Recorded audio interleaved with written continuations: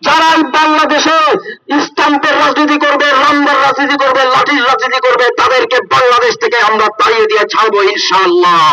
আজকে তার 6 মাস পরে আমাদের বক্তব্য, আমাদের আকাঙ্ক্ষা সত্য প্রমাণিত হয়েছে।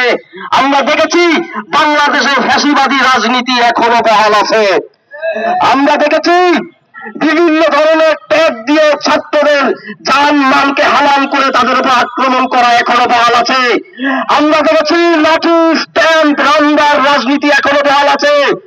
আমরা দেখেছি হামলা করার পরে নিজেদের সংশোধন না করে বরং বিভিন্ন ভাবে কুরাজনীতি করার সংস্কৃতি এখনো বহাল আছে।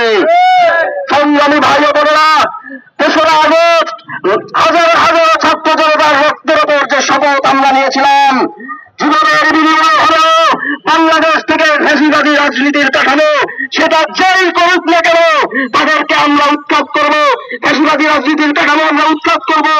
এই শপথ আমরা আমাদের জীবন দিয়ে রক্ষা করবো ইনশাআল্লাহ। এই শপথ ছাত্র জনতাকে জুলাই আগস্টে দেওয়া শপথ, এই শপথ বাংলাদেশের 2000-এর অধিক শহীদের শপথ।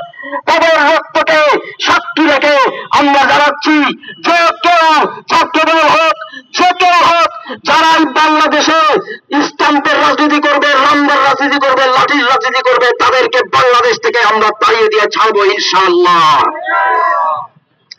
আমরা আমাদের কর্মসূচি চালিয়ে যাব।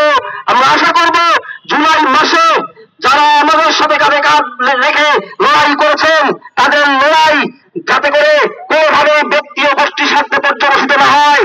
নিজেদের লড়াইকে ছাত্র জনতার লড়াইয়ে পরিণত করুন। শহীদের রক্তের প্রতি সম্মান রাখুন।